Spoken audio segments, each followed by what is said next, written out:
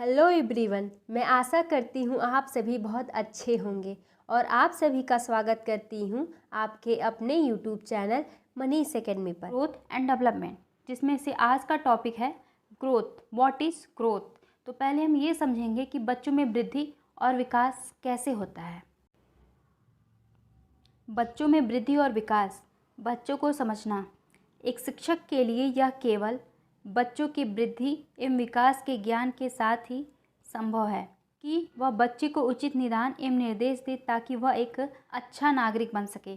यदि आप बच्चों को अच्छा नागरिक बनाना चाहते हैं तो उनको एक उचित निर्देश और एक निदान की ज़रूरत है ताकि वो एक अच्छा नागरिक बन सके। अब हम देखेंगे व्हाट इज़ ग्रोथ, कि वृद्धि क्या होती है। वृद्धि का तात्पर्य शरीर के अंगों या पूरे जीव के आकार में वृद्धि से है।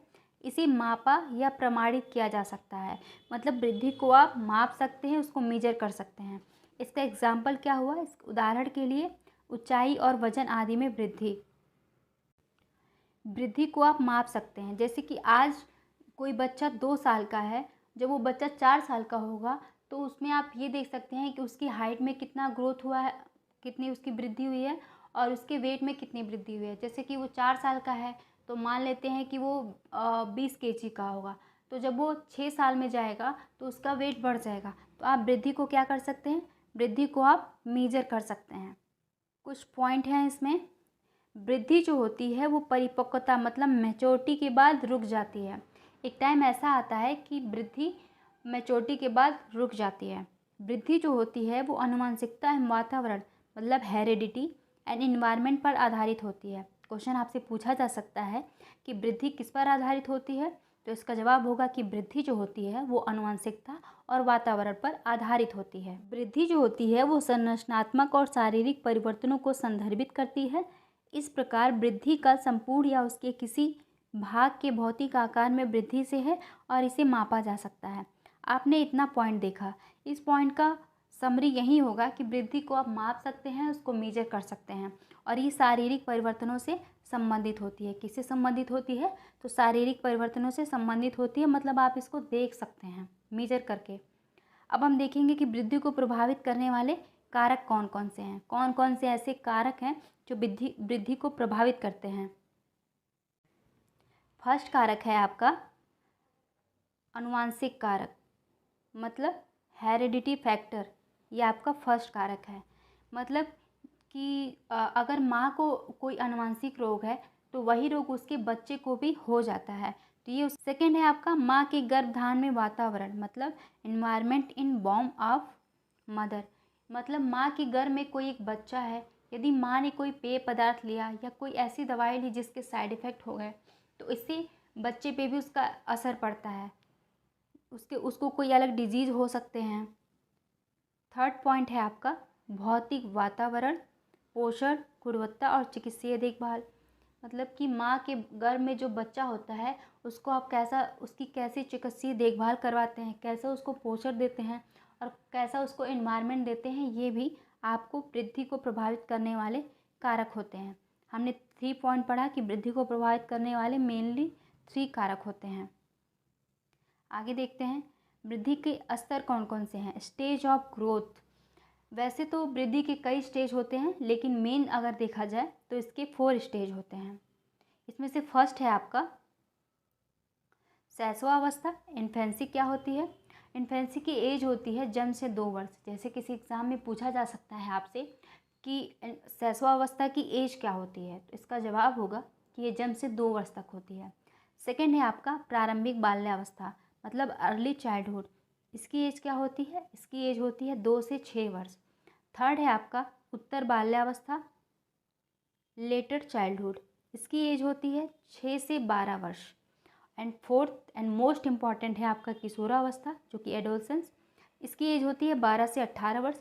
और एक कई एग्जाम में पूछा जाता है कि किशोरावस्था की एज क्या होती है, तो आपका जवाब होगा कि इसकी एज होती है 12 से 18 वर्ष। आपने इसकी स्टेज को देखा, अब हम इसके कुछ पॉइंट को देखेंगे। शैशवावस्था, जो कि आपने अभी देखा कि ये जन्म से 2 वर्ष की होती है। ज़्यादातर शारीरिक वृद्धि एक पैटर्न को फॉलो करती है जो इस प्रकार है। शैशवावस्था में बच्चे जो होते हैं, प्रत्येक बच्चे, वो बॉयज़ हो या गर्ल्स, इस पैटर्न को फॉलो करते हैं। फर्स्ट है आपका सर को संभालना। सबसे पहले बच्चा अपने सर को संभालना सीखता है। सेकंड है आपका पलटना, रोलिंग ओवर। बच्चा धीरे धीरे पलटना शुरू करता है। फिर उसके बाद बैठना, सीटिंग अप सीखता है। धीरे धीरे बच्चा बैठने की कोशिश करता है। फोर्थ है आपका रेंगना, क्रॉलिंग। उसको एक जगह छोड़ देंगे तो धीरे धीरे रेंगते हुए वो दूसरी जगह पहुंच जाता है। फिफ्थ है आपका खड़ा होना। बच्चा किसी चीज़ के सहारे खड़ा होना सीखता है, स्टैंडिंग। किसी दीवार हो गई या कोई चेयर हो गई, इसके सहारे बच्चा धीरे धीरे खड़े होने की कोशिश करता है। एंड सिक्स है आपका वॉकिंग। तो जो बच्चे होते हैं वो शैशवावस्था में इस पैटर्न को फॉलो करते हैं।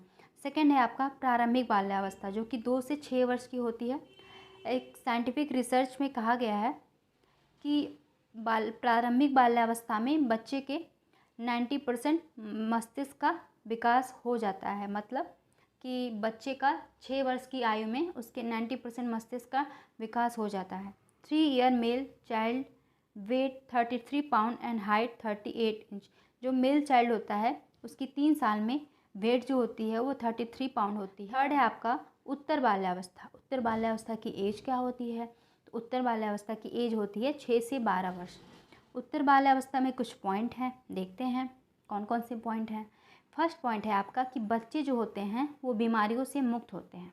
उत्तर बाल्यावस्था में नॉर्मली अगर देखा जाए तो बच्चे जो होते हैं वो बीमारियों से मुक्त होते हैं।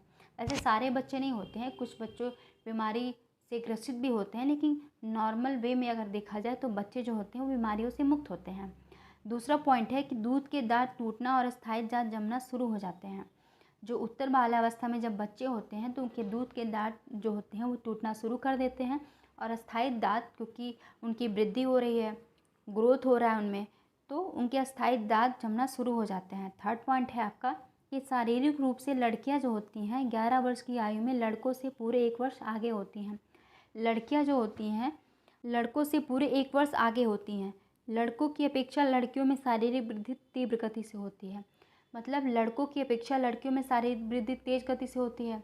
ऐसा एक ये भी कहा जाता है कि लड़कियां जो होती हैं वो लड़कों से जल्दी मैच्योर हो जाती हैं। फोर्थ पॉइंट है आपका किशोरावस्था, एडोलेसेंस। WHO के अनुसार इसकी एज देखा जाए तो ये 10 से 19 वर्ष तक की होती है। आज हमने इतने पॉइंट को कवर किया। आज देख लेते हैं हमने क्या क्या पॉइंट को कवर किया। फर्स्ट हमने वृद्धि के बारे में जाना कि वृद्धि क्या होती है। सेकेंड पॉइंट है आपका कि वृद्धि को प्रभावित करने वाले कारक कौन कौन से होते हैं। थर्ड हमने पढ़ा कि स्टेज ऑफ ग्रोथ क्या होता है। और हमने इसके कुछ पार्ट के बारे में देखा कि शैशवावस्था में बच्चे किस पैटर्न को फॉलो करते हैं। प्रारंभिक बाल्यावस्था में जैसे इसके 90% मस्तिष्क का विकास हो जाता है। उत्तर बाल्यावस्था में बच्चों के दूध के दांत टूटना और अस्थायी दांत जमना शुरू हो जाते हैं। और किशोरावस्था की जो आयु होती है वो 10 से 19 वर्ष होती है। What is development? विकास क्या होता है? विकास एक सार्वभौमिक यूनिवर्सल प्रक्रिया है जो जन्म से लेकर जीवन पर्यंत तक अविराम होता रहता है। विकास केवल शारीरिक वृद्धि की ओर ही संकेत नहीं करता, बल्कि इसके अंतर्गत वे सभी शारीरिक, मानसिक, सामाजिक और संवेगात्मक परिवर्तन सम्मिलित हो रहते हैं जो गर्भकाल से लेकर मृत्यु तक निरंतर प्राणी में प्रकट होते रहते हैं। विकास कैसी प्रक्रिया है? तो विकास जो है एक यूनिवर्सल प्रक्रिया है जिसमें शारीरिक परिवर्तनों के साथ साथ मानसिक, सामाजिक और संवेगात्मक परिवर्तन भी आते हैं। आइए समझते हैं। ये हो गया आपका डेवलपमेंट और इसके अंतर्गत एक छोटा सा पॉइंट आता है ग्रोथ, वृद्धि। तो जो वृद्धि होती है वो विकास के अंतर्गत ही आती है। आइए देखते हैं इसके कुछ पॉइंट हैं। विकास का स्वरूप आंतरिक, इंटरनल एवं बाह्य, एक्सटर्नल दोनों होता है। तो विकास का स्वरूप कैसा होता है? तो विकास का स्वरूप इंटरनल और एक्सटर्नल दोनों होता है। सेकंड पॉइंट है आपका विकास परिमाणात्मक और गुणात्मक। इसका मतलब क्वांटिटेटिव एंड क्वालिटेटिव दोनों होते हैं। तो जो विकास वृद्धि के बिना भी संभव है, जो विकास होता है वो वृद्धि के बिना भी संभव होता है। विकास का हम सीधे सीधे मापन नहीं कर सकते हैं। विकास को हम सीधे सीधे मापन नहीं कर सकते हैं, मतलब विकास को हम माप करके देख नहीं सकते हैं कि आप किसी बच्चे में कितना विकास किए हैं या कोई बच्चा कितना विकास किया है। अब हम देखेंगे what is difference between growth and development, कि विकास और वृद्धि में क्या अंतर होता है। ये हो गया आपका वृद्धि और ये हो गया आपका विकास। चलिए देखते हैं फर्स्ट पॉइंट वृद्धि का। आकार में बढ़ोतरी, जैसे ऊंचाई, लंबाई, भार, जिसमें मात्रात्मक परिवर्तन होता है। विकास के बारे में देखते हैं कि रूप और आकार में परिवर्तन जो कार्य या चरित्र में गुणात्मक परिवर्तन लाते हैं। इसका मतलब ये हुआ कि जो वृद्धि होती है उसमें मात्रात्मक परिवर्तन होता है, जैसे ऊंचाई, लंबाई, भार आदि। जो विकास होता है उसमें गुणात्मक परिवर्तन होता है, मतलब मात्रात्मक और गुणात्मक दोनों परिवर्तन होता है। सेकंड पॉइंट है आपका कि जो वृद्धि होती है वो शारीरिक परिवर्तनों को दिखाती है। वृद्धि कैसी परिवर्तनों को दिखाती है? तो वृद्धि शारीरिक परिवर्तनों को दिखाती है। विकास शारीरिक परिवर्तनों को जोड़ते हुए संपूर्ण परिवर्तनों को दिखाता है। तो वृद्धि तो केवल शारीरिक परिवर्तनों को दिखाती है, लेकिन जो विकास होता है वो शारीरिक परिवर्तनों को शामिल करते हुए उसके संपूर्ण परिवर्तनों को दिखाता है। वृद्धि जो होती है वो विकास का एक अंश है। वृद्धि क्या है? अभी हमने समझा कि वृद्धि जो होती है वो विकास का एक अंश होती है। विकास के पॉइंट में देखते हैं कि जो विकास होता है वो परिवर्तनों को संपूर्णता में संबोधित करता है। फोर्थ पॉइंट है कि वृद्धि जो होती है वो परिपक्वता के साथ रुक जाती है। वृद्धि एक टाइम के बाद रुक जाती है, लेकिन जो विकास होता है वो जीवन के विस्तार तक अनवरत चलता रहता है। इसका मतलब ये हुआ कि जब बच्चा माँ के गर्भ में एक भ्रूण के रूप में आता है और मृत्यु तक, जब तक उस बच्चे की मृत्यु नहीं हो जाती है तब तक उस बच्चे में विकास होता रहता है। फिफ्थ पॉइंट है कि शारीरिक परिवर्तन या वृद्धि अवलोकन योग्य या मापन योग्य है। मतलब कि वृद्धि में आप मेजर कर सकते हैं कि किसी बालक का वेट कितना बढ़ा है और कितनी उसकी हाइट बढ़ी है। गुणात्मक परिवर्तन या विकास पूर्णतः अवलोकन योग्य या मापन योग्य नहीं है। इसका मतलब ये हुआ, मतलब विकास को आप मेजर नहीं कर सकते हैं, विकास को आप माप नहीं सकते हैं। सिक्स पॉइंट है आपका कि वृद्धि विकास में आ सकती है या नहीं भी आ सकती है। विकास के बारे में देखते हैं कि विकास व्यक्ति के क्रियाशीलता में सुधार कर वृद्धि को शामिल कर सकता है या नहीं भी कर सकता है। तो हमने इतने पॉइंट देखे कि क्या क्या डिफरेंस होते हैं ग्रोथ और डेवलपमेंट में। अब हम इसके बाल विकास के सिद्धांत के बारे में जानेंगे कि कौन कौन से बाल विकास के सिद्धांत होते हैं। Principle of child development. First सिद्धांत है आपका समान प्रतिमान का सिद्धांत, प्रिंसिपल ऑफ सिमिलर पैटर्न। इसके बारे में जानते हैं। इसके अनुसार प्रत्येक जाति अपने जाति के अनुरूप के विकास डेवलपमेंट के प्रतिमान का अनुसरण पैटर्न को फॉलो करती है। कि प्रत्येक जाति जो होती है वो अपने जाति के अनुरूप एक पैटर्न को फॉलो करती है, जैसा कि आप इस पिक्चर में देख सकते हैं। यह आपका फर्स्ट सिद्धांत हो गया समान प्रतिमान का सिद्धांत। आपका सेकंड सिद्धांत है कि विकास का दिशा का सिद्धांत, principle of general to specific response. ये कितने तरह से होता है? तो ये दो तरह से होता है। फर्स्ट है आपका मस्ताधोमुखी या शीर्षपाद, जिसको हम इंग्लिश में सोफेलोकॉर्डल भी बोलते हैं। विकास की दिशा सिर से पैर की ओर होती है। जो मस्ताधोमुखी सिद्धांत होता है इसमें जो विकास की दिशा होती है वो सिर से पैर की ओर होती है। सेकंड है आपका दूराभिमुख या केंद्र से परिधि की ओर, प्रॉक्सिमो डिस्टल।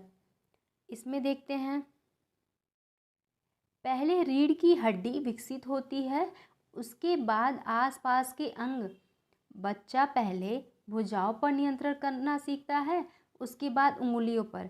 जैसे कि आप इस फिगर में देख सकते हैं कि जो सेफेलोकॉर्डल है, इसमें जो विकास की दिशा है वो सिर से पैर की ओर है, और जो प्रॉक्सिमोडिस्टल है, इसमें विकास की दिशा केंद्र से परिधि की ओर है। तो ये हमने देखा कि विकास की दिशा का सिद्धांत जो होता है वो दो तरह से होता है। फर्स्ट है आपका मस्ताधुमुखी मतलब सेफेलोकॉर्डल, और सेकंड है आपका दूराभिमुख मतलब प्रॉक्सिमोडिस्टल। थर्ड सिद्धांत है आपका एकीकरण का सिद्धांत, प्रिंसिपल ऑफ यूनिटरी प्रोसेस। इसे समन्वय का सिद्धांत भी कहते हैं। एक क्वेश्चन आपसे पूछा जा सकता है कि एकीकरण के सिद्धांत को और किस सिद्धांत के नाम से जाना जाता है, तो आपका जवाब होगा कि हम इसे समन्वय का सिद्धांत भी कहते हैं। इस सिद्धांत के अनुसार बालक पहले संपूर्ण अंग चलाना सीखता है, फिर अंग के भागों को चलाना सीखता है, और अंत में सभी में एकीकरण करता है। फोर्थ सिद्धांत है आपका सामान्य से विशिष्ट की ओर सिद्धांत, principle of general to specific response. इस बाल विकास सिद्धांत के अनुसार बालक पहले सामान्य क्रियाएं करता है, फिर विशिष्ट क्रियाएं करता है। इसका एग्जाम्पल देखते हैं। दौड़ना एक विशिष्ट क्रिया है, परंतु बालक सीधा दौड़ने ही नहीं लगता, पहले उठना, फिर बैठना, फिर चलना और फिर दौड़ना प्रारंभ करता है, जैसे कि आप इस फिगर में देख सकते हैं। तो ये आपका फोर्थ सिद्धांत था, सामान्य से विशिष्ट की ओर सिद्धांत। अब हम देखते हैं इसके फिफ्थ सिद्धांत की ओर, जो कि है व्यक्तिगत भिन्नता का सिद्धांत, principle of inter related differences. बच्चों का विकास व्यक्तिगत भिन्नता इंडिविजुअल डिफरेंसेस के अनुसार चलता है। किसी में विकास की गति तेज तो किसी में कम होती है। तो व्यक्तिगत भिन्नता के सिद्धांत में क्या होता है कि किसी बच्चे में विकास तेज गति से होता है तो किसी बच्चे में विकास की गति कम होती है। ये आप इस फिगर में देख सकते हैं कि जो पांचों बच्चे हैं इनमें कितने डिफरेंसेस हैं। अब हम इसमें कुछ पॉइंट को देखते हैं। बच्चों के विकास में individual differences heredity and environment की पारस्परिकता पर डिपेंड करता है। आपसे एक क्वेश्चन पूछा जा सकता है कि बच्चे के विकास में इंडिविजुअल जो डिफरेंस है, व्यक्तिगत भिन्नता, वो किस पर डिपेंड करता है, तो आपका जवाब होगा कि ये हेरिडिटी और इन्वायरमेंट, इसका मतलब आनुवंशिकता और पर्यावरण पर आधारित होता है, मतलब डिपेंड करता है। इन्हीं दोनों की वजह से इंडिविजुअल डिफरेंसेज होते हैं। इसमें कुछ इम्पॉर्टेंट पॉइंट है, आइए देख लेते हैं कौन कौन से इम्पॉर्टेंट पॉइंट हैं। फर्स्ट पॉइंट है आपका विकास को क्रमिक परिवर्तनों की श्रृंखला कहा जाता है। इसके फलस्वरूप व्यक्ति में नवीन विशेषताओं का उदय होता है और पुरानी विशेषताओं की समाप्ति हो जाती है। तो विकास को क्रमिक परिवर्तनों की श्रृंखला भी कहा जाता है। सेकेंड पॉइंट है आपका भ्रूणावस्था में पहले सिर का विकास होता है, बाद में धड़ तथा निचले भाग का विकास होता है। भ्रूणावस्था में पहले किसका विकास होता है, तो पहले सिर का, बच्चे के सिर का विकास होता है, उसके बाद धड़ और जो नीचे के भाग होते हैं उनका विकास होता है। थर्ड पॉइंट है आपका कि विकास जो है वो कभी ना समाप्त होने वाली प्रक्रिया है, यह निरंतरता के सिद्धांत से संबंधित होती है। जो विकास होती है वो कॉन्टिन्यूटी के सिद्धांत से संबंधित होती है। फोर्थ पॉइंट है आपका नवजात शिशु का भार 7 पाउंड होता है। एक क्वेश्चन आपसे पूछा जा सकता है कि जो नवजात शिशु का भार होता है वो कितना पाउंड होता है, तो आपका जवाब होगा कि नवजात शिशु का जो भार होता है वो 7 पाउंड होता है। फिफ्थ पॉइंट है आपका विकास के क्रम में किशोरावस्था को सुनहरी अवस्था, गोल्डन एज कहा जाता है। एक क्वेश्चन आपसे पूछा जा सकता है कि किस अवस्था को सुनहरी अवस्था मतलब गोल्डन एज कहा जाता है, तो आपका जवाब होगा कि किशोरावस्था को गोल्डन एज कहा जाता है।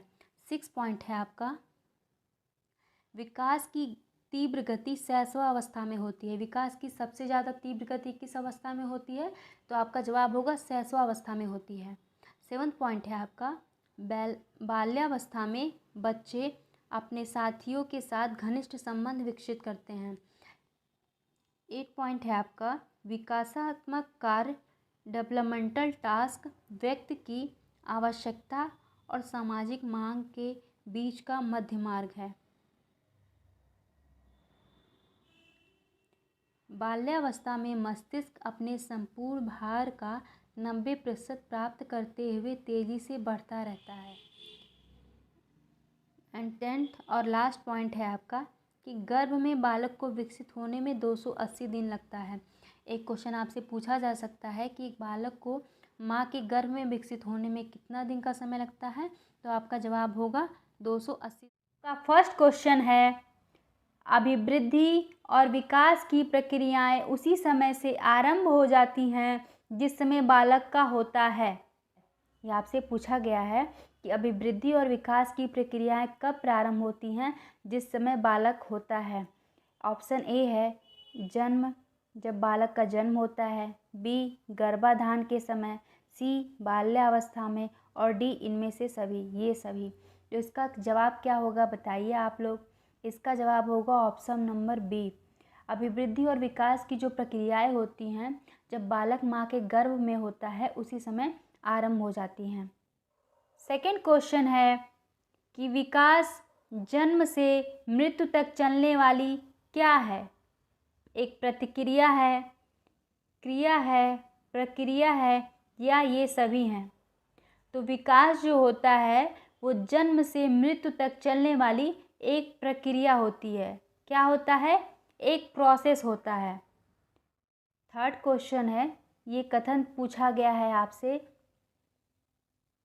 यह कथन किसका है? विकास प्रक्रियाओं की निरंतरता का सिद्धांत केवल इस तथ्य पर बल देता है कि शक्ति में कोई आकस्मिक परिवर्तन नहीं होता है। ये किसका कथन है? हरलॉक का कथन है, स्किनर का कथन है, कुप्पूस्वामी का कथन है, कि गैरिसन का कथन है? तो बताइए आप लोग इसका जवाब क्या होगा। इसका जवाब होगा ऑप्शन नंबर बी। ये स्किनर का कथन है कि विकास प्रक्रियाओं की निरंतरता का सिद्धांत केवल इस तथ्य पर बल देता है कि शक्ति में कोई आकस्मिक परिवर्तन नहीं होता है। क्वेश्चन नंबर 4 है, विकास की अवस्थाओं को सामान्य तौर पर कितने भागों में बांटा जा सकता है? इसका जवाब बताइए आप लोग क्या होगा। तो इसका जवाब होगा कि विकास की अवस्थाओं को सामान्य तौर पर 4 भागों में बांटा जा सकता है। क्वेश्चन नंबर 5 है कि बालिकाओं का विकास बालकों की अपेक्षा होता है। ऑप्शन ए है धीमा, ऑप्शन बी तेज, ऑप्शन सी समान, और ऑप्शन डी है कोई नहीं। तो बालिकाओं का जो विकास होता है वो बालकों की अपेक्षा तेज गति से होता है।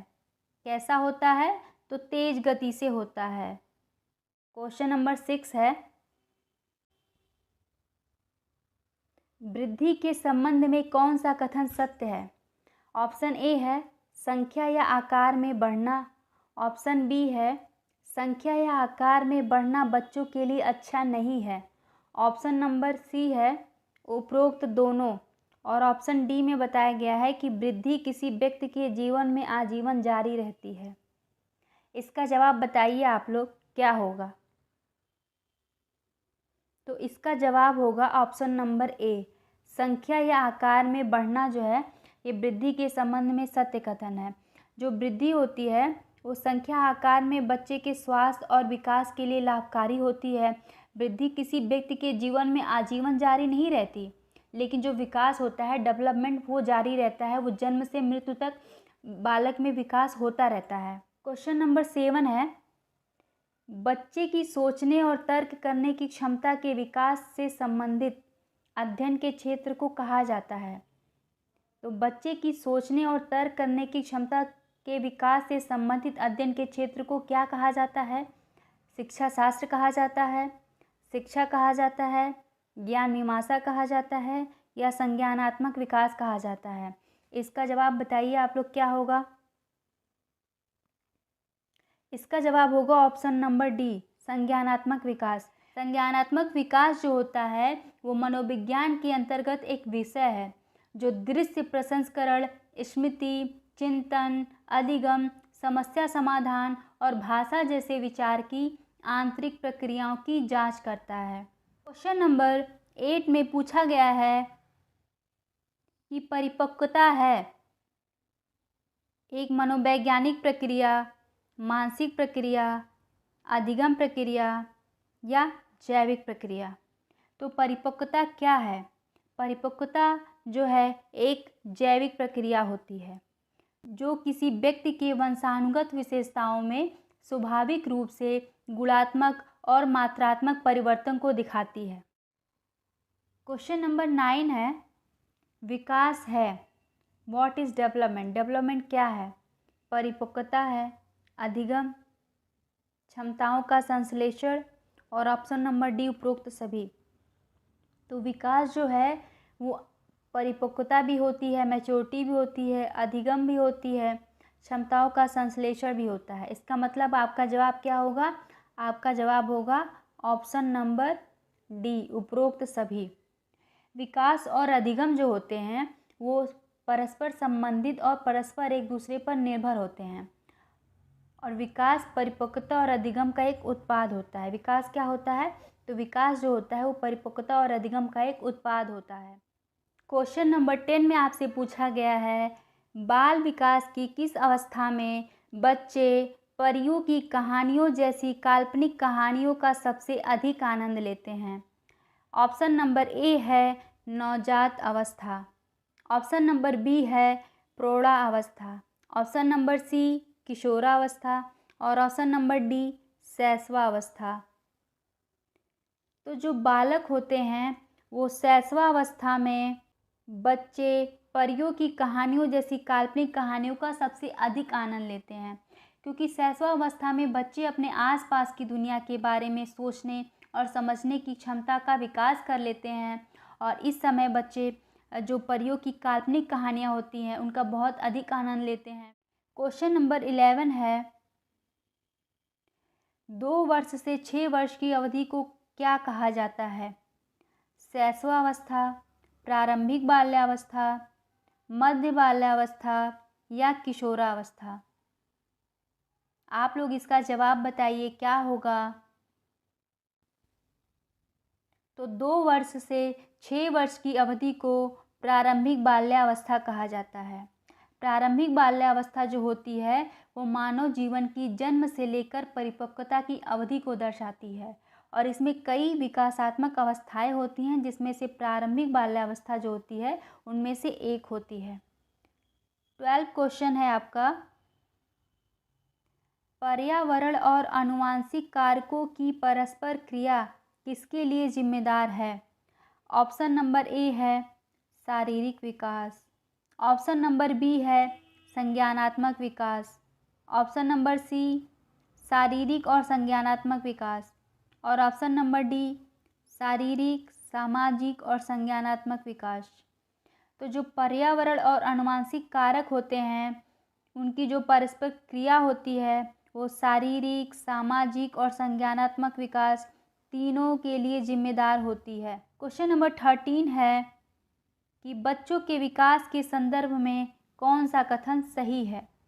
ऑप्शन नंबर ए है विकास पूर्ण रूप से आनुवंशिकता से निर्धारित होता है, ऑप्शन नंबर बी विकास पूर्ण रूप से पर्यावरण द्वारा निर्धारित होता है, ऑप्शन नंबर सी है विकास में प्रकृति और पोषण दोनों की अन्योन्य क्रियात्मक भूमिका है और ऑप्शन नंबर डी है 3/4 लक्षण जन्मजात होते हैं तथा बाकी पर्यावरण द्वारा निर्धारित होते हैं। तो आप लोग इसका जवाब बताइए क्या होगा कि बच्चों के विकास के संदर्भ में इनमें से कौन सा कथन सही है? तो आपका जवाब होगा कि विकास में प्रकृति और पोषण दोनों की अन्योन्य क्रियात्मक भूमिका होती है, मतलब दोनों की परस्पर भूमिका होती है। आप ये नहीं कह सकते कि विकास में प्रकृति की ज़्यादा भूमिका होती है और पोषण की कम होती है, क्योंकि दोनों संयुक्त रूप से विकास को प्रभावित करते हैं। क्वेश्चन नंबर 14 है कि मानव विकास है मात्रात्मक, गुणात्मक, कुछ स्तर तक नापने योग्य। और ऑप्शन नंबर डी है मात्रात्मक और गुणात्मक दोनों। इसका जवाब होगा ऑप्शन नंबर डी। जो मानव विकास है वो मात्रात्मक और गुणात्मक दोनों होता है। मानव विकास मानव के मनोसामाजिक, शारीरिक और संज्ञानात्मक विकास को संदर्भित करता है और यह मनुष्य के संपूर्ण जीवन काल तक फैला हुआ होता है। नंबर 15 है निम्नलिखित में से कौन सा वृद्धि और विकास का सिद्धांत नहीं है।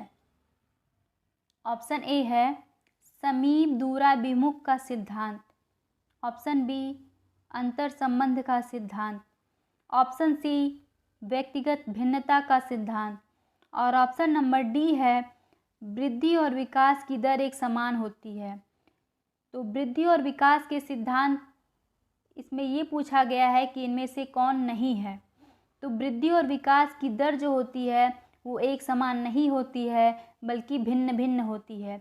ये वृद्धि और विकास का सिद्धांत नहीं है। और विकास और वृद्धि से संबंधित कुछ और सिद्धांत हैं, जैसे हमने आपको बताया था कॉन्टिन्यूटी का सिद्धांत, सामान्य से विशिष्ट की ओर बढ़ने का सिद्धांत, एकीकरण का सिद्धांत, पूर्वानुमान का सिद्धांत, एकरूपता का सिद्धांत। क्वेश्चन नंबर 16 है कि विकास की धारणा में उन सभी तत्वों का समावेश किया है जो मनुष्य को संपूर्णता प्रदान करते हैं। यह कथन किसके द्वारा दिया गया है। आपसे ये पूछा गया है कि यह कथन किसका है। यह जो कथन है वो एरिक्सन के द्वारा दिया गया है। किसके द्वारा दिया गया है? तो एरिक्सन महोदय का कथन है कि विकास की धारणा में उन सभी तत्वों का समावेश किया जाता है जो मनुष्य को संपूर्णता प्रदान करते हैं। क्वेश्चन नंबर 17 है सीखने की गति अत्यंत तीव्र किस अवस्था में होती है। तो सीखने की गति अत्यंत तीव्र जो होती है वो शैशवावस्था में होती है। किस अवस्था में होती है? तो इन्फेंसी के एज में सीखने की गति जो होती है वो अत्यंत तीव्र होती है। क्वेश्चन नंबर 18 है कि प्रारंभिक विद्यालय आयु मतलब एलिमेंट्री स्कूल एज किस अवस्था को कहते हैं। तो आपका जवाब होगा कि बाल्यावस्था मतलब चाइल्डहुड को प्रारंभिक विद्यालय आयु कहते हैं। किस अवस्था को कहते हैं? बाल्यावस्था को कहते हैं। क्वेश्चन नंबर 19 है जन्म के समय मस्तिष्क का भार लगभग कितने ग्राम होता है। आपसे ये क्वेश्चन पूछा गया है कि जन्म के समय जो बालक होता है उसके मस्तिष्क का भार कितने ग्राम होता है। तो आपका जवाब होगा 350 ग्राम। ये क्वेश्चन आपसे पूछा जा सकता है कि एक बच्चे का जन्म के समय मस्तिष्क का भार कितना होता है। तो आपका जवाब होगा 350 ग्राम। क्वेश्चन नंबर 20 है शैशवावस्था को सीखने का आदर्श काल किसने कहा है। ये मोस्ट इम्पॉर्टेंट क्वेश्चन है कि शैशवावस्था को सीखने का आदर्श काल किसने कहा है। तो आपका जवाब होगा वैलेंटाइन महोदय ने शैशवावस्था को सीखने का आदर्श काल कहा है। तो मेरे प्यारे सभी भाई बहनों, आप हमारे यूट्यूब चैनल मनीष एकेडमी को ज़्यादा से ज़्यादा लाइक, शेयर और सब्सक्राइब कर दें ताकि आप हमारे साथ अपनी तैयारी को जारी रख सकें और अपने तथा अपने माता पिता के सपने को पूरा कर सकें और आगामी शिक्षक भर्ती में अपनी एक सीट फिक्स कर सकें। डिस्क्रिप्शन में दिए गए टेलीग्राम चैनल को आप ज्वाइन कर लें जिसमें इस वीडियो की PDF आपको सेंड कर दी जाएगी। Thank you so much.